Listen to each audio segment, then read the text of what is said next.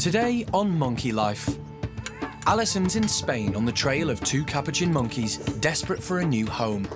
We'll take good care of them. A woolly monkey mum can't feed her newborn baby, so an adoptive dad takes over. Good boy.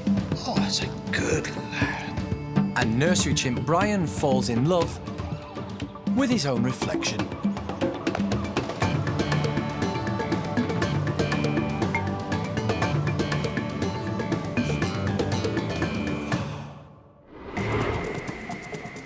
This is Monkey World in Dorset. Tucked away deep in the English countryside, it's the largest sanctuary for monkeys and apes on the planet. And this is Dr. Alison Cronin, the primate's best friend. Alison and her team spend their lives rescuing... Everybody's brilliant. Really good. ...and rehabilitating primates from all over the world. We're pleased with you now. They currently look after more than 240 monkeys and apes from 15 different species.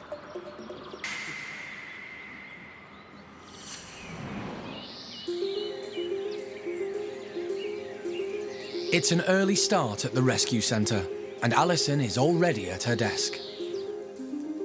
She's about to head off to Spain in the hope that she can bring back two Capuchin monkeys desperately in need of a new home. Hi Tim, this is Alison from Monkey World Calling. I just wanted to confirm that I've just sent you through the government's permission to land the two Capuchin monkeys at Bournemouth Airport specially, plus confirmation of the peoples that we'll need to have on the tarmac to unload Babe and Amy. Unfortunately, Alison is often asked to rehome animals from the exotic pet trade when owners find they can no longer look after them. This couple have two Capuchin monkeys, but they've since moved to Spain. So they're now an expatriate couple. They had taken their pair of Capuchin monkeys to Spain. They had already had one baby from the pair.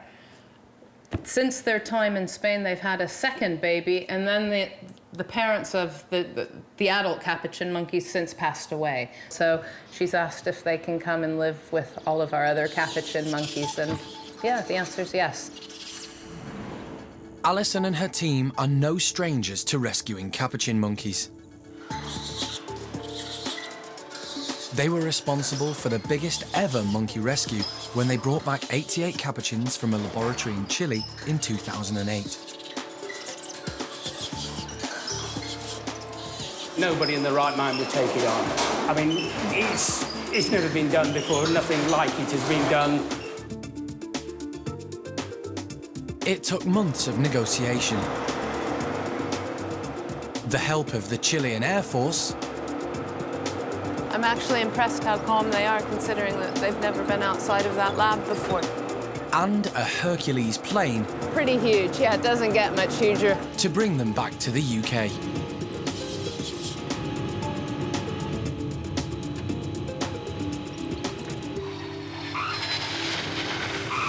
They're all going to have a chance to live proper lives again. Perfect. But bringing primates into the UK from abroad involves a lot of admin work, and special arrangements need to be made with the authorities. As of last night at about 8 or 9 o'clock, I was still sort of tearing my hair out because I've asked for special permission on Babe and Amy's behalf if we can land the monkeys at Bournemouth Airport, which is just down the road from us. They are a little bit older. They've lived in sort of very remote circumstances, and the hustle and bustle of Heathrow or Gatwick is just so full on. We've got Bournemouth just down the road, and I can get a direct flight from the area that they're in into Bournemouth, so I've asked for special permission to land them.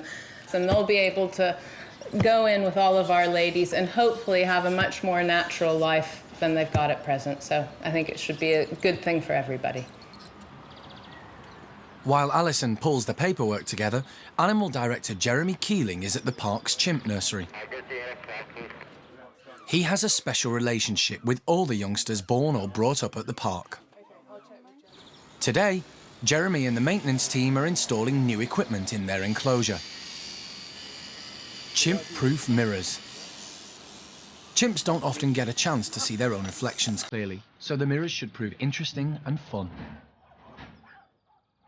Foster mum Sally leads them out, but it's Brian who's first to investigate. Scaring himself in the process. Sally is more interested in the nuts and bolts.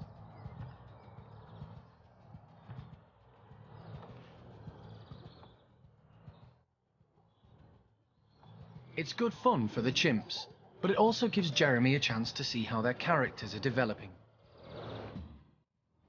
Rodders and Ash, both 4 years old, were born within a month of each other.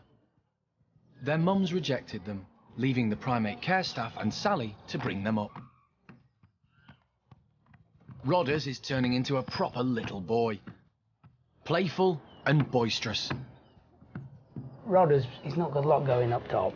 He is an ideal candidate for the bachelors, and he'll be there. I'd stake my house on it. Ash is more timid and tends to stay on the sidelines. Young female chimps, particularly around Ash's age group, are very subordinate in their behaviour compared with little boys because they don't get away with it. Ash is just going through that, same as all little girls go through that. So therefore she's possibly feeling a little bit hard done by. While Ash can cope with Rodders, Brian is older and a challenge to live with. Brian's a thinking chap. Brian's got an awful lot more going on, which has probably been to his detriment from his background. You know, because being an idiot, a brainless idiot, is a nice place to be. Brian's 6 and has been at Monkey World for 3 years. He was smuggled from the wild in Africa, came through Cuba, and was bought by a Mexican beach photographer who knocked out most of his teeth. Brian, from a very young age, has had a hard life, a very, very hard life. So a lot of what you see with Brian is very new and superficial. Under the surface, he's a very mixed up little boy still. And that reflects, obviously, on everything he does and how he is, and he needs treating with kid gloves, as far as we're concerned, because of that. While the youngsters treat the mirrors like a new playmate, one-armed Lulu is more contemplative. Lulu arrived in 2000 after being rescued from a travelling circus in Cyprus. She lost her arm after being attacked by her mother. Lulu thinking, oh, I haven't got an arm, is not going to be a big surprise to her, because she knows that. Lulu is also a very deep thinking person. She's got more PhDs than's good for her, that animal. She'll be writing this all up tonight. She's a clever girl, so she's just checking it out.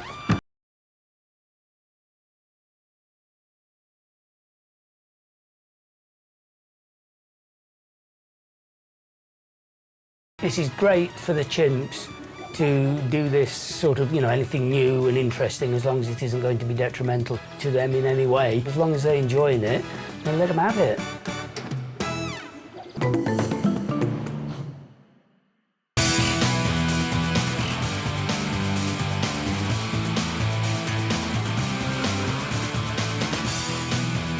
The Spanish Costas.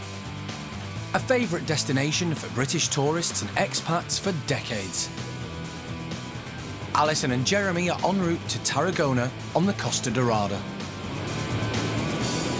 We're just on the road now, heading to pick up Babe and Amy, a couple more Capuchin Monkeys, because we don't have enough. We only have 80-odd, 88. Anyway. For Jeremy and I, it was a no-brainer. You know, we can easily rehabilitate them with our other female Capuchin monkeys, let them have a more natural life. And for us, it doesn't matter whether you're a Capuchin or a chimpanzee. We'll provide a home if we can do that at the park. So Babe and Amy will be heading back to UK tomorrow with Jeremy and I. So the next one. 39A, so it should be the next one. The family they've come to see live in a small village just outside the main coastal town.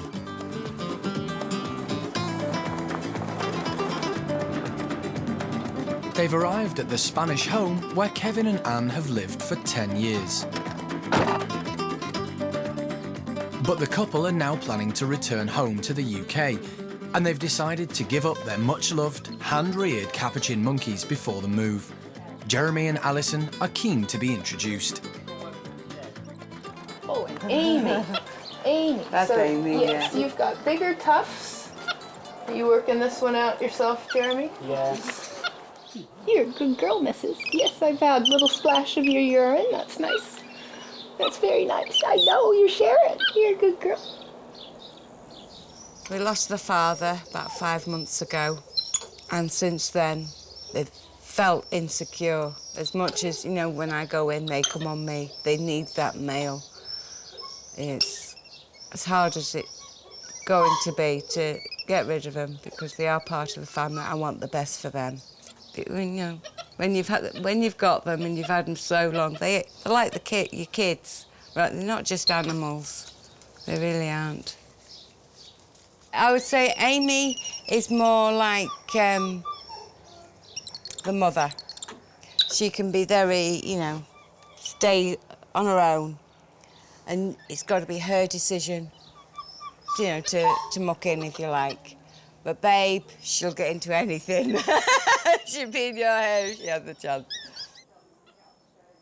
Anne has obviously tried her best for Babe and Amy, but Alison's keen to know how she now feels about people keeping monkeys at home.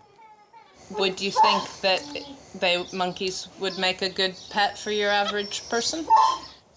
It's like any animal. As much as you trust them, you wouldn't want them to be with kids all the time. Adults, it's different. But as hard as it is, you can never trust them 100%. At the end of the day, they are wild animals. Babe and Amy will travel to the UK in special flight crates. They've got sort of fresh air and things, but people at like the airport can't be putting their hands into them. True. And then on each one, they've got a window to look out of so they can see where they're going. So, yeah, Jeremy feels both animals are in good enough condition to make the journey home. They're looking pretty good. They're not too fat. They're not too thin. Their coat's fairly good, and I'm pretty pleased actually. Later in the programme, will Babe and Amy cooperate when Jeremy tries to catch them for the journey home? Have you got the door? Yeah.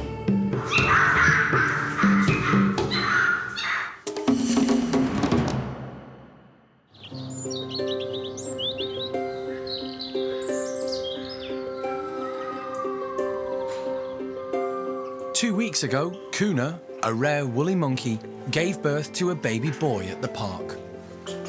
Unfortunately, she didn't nurse him, and the primate care team had to step in. Alison and Mike have become mum and dad to baby Diego, and with Alison away, Mike's on duty. I had a sort of list where everybody threw in a few names, and Diego was chosen. Alison, I believe, is from San Diego. So it seemed appropriate, and he's now Diego, aren't you? It's important for the primate care team at the park to share the workload babysitting and feeding Diego.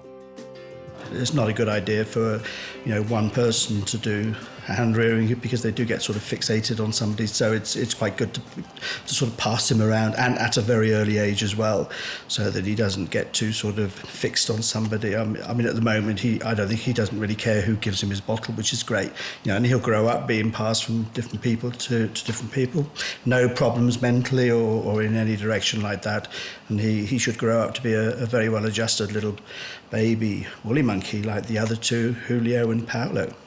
He's really sort of dictated that he needs a bit of solid food, so we started him off on a little bit of mashed banana, about the size of a quarter of a pea, and just squished it between our fingers, put it on the end of the finger and just offer it to him, and he actually sort of sucked it off the finger.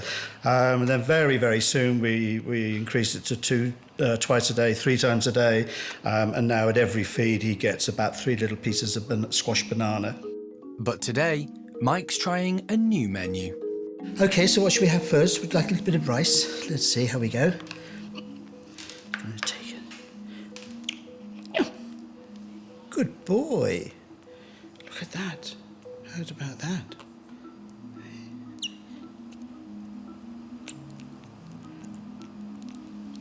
Good boy. Oh, that's a good lad. The rice is a success, so next it's his favourite banana for dessert. Should we try the banana? Hey. Yeah, I know. See? Come on. God, that's it. Well done. God, dear me, that took a bit of an effort, didn't it? Hey? That was a bit of an effort, wasn't it? Feeding over, it's bedtime for one happy baby woolly monkey.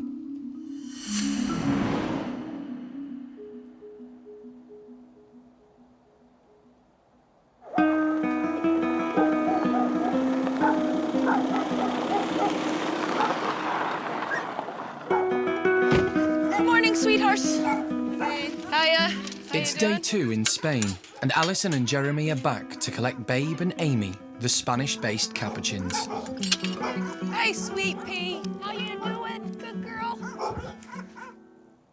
They need to make the pair of sisters comfortable for the journey. If you want to load up 0.5 for each, maybe you could go in with her and do your deed.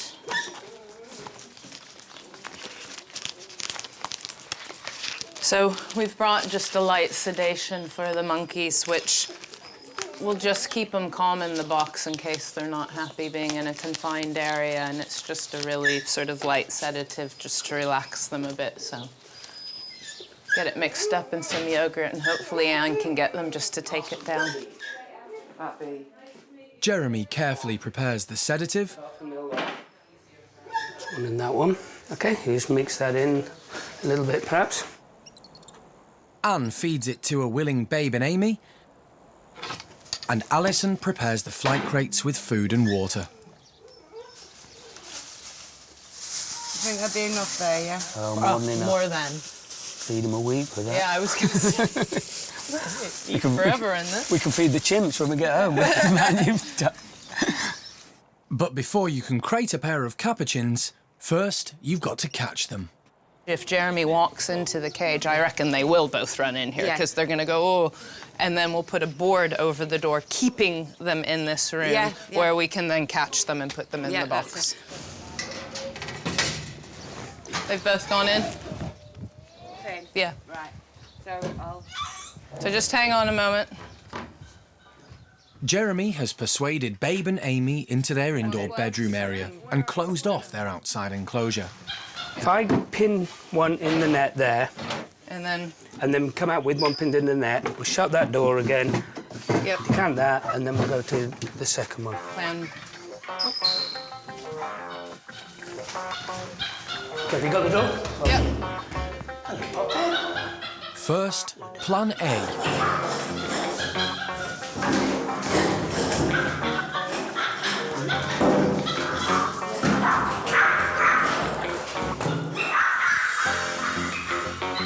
OK, let's try plan B.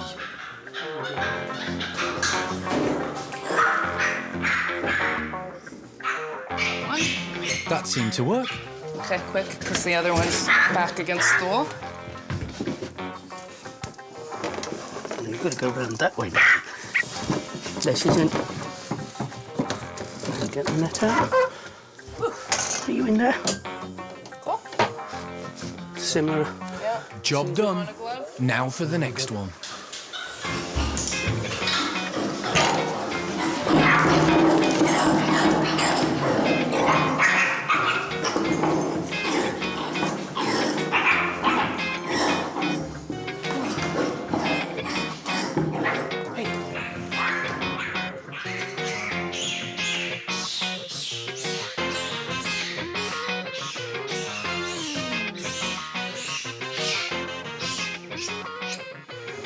It's all right. It's all right.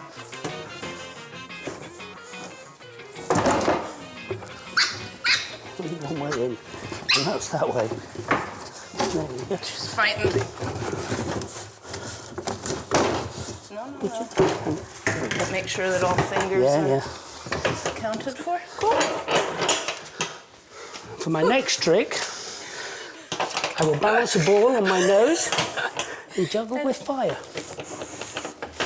Okay. There will be a show tonight. Mission accomplished, and owner Kevin gives them a hand to load up. But which is which? I think it's Amy in the big box, but I'm not sure because I had it for a moment, then when I was catching them, I kind of lost it when they're two together. Yeah. Kind of seem calm enough, don't they? No, That's Babe, yeah? And now that they settle. But while Babe and Amy appear relaxed, it's all too much for owner Anne. We'll take good care of them. And you come and see them anytime. Sorry. No, you're quite all right.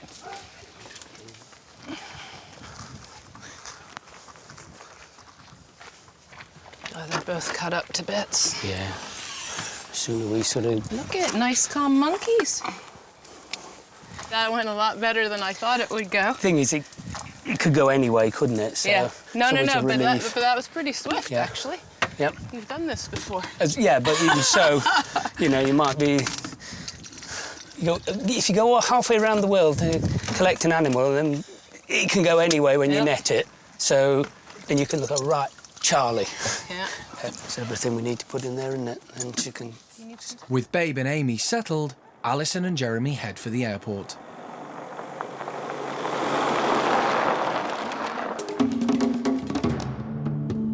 Next time on Monkey Life, how will the Spanish Capuchins take to flying?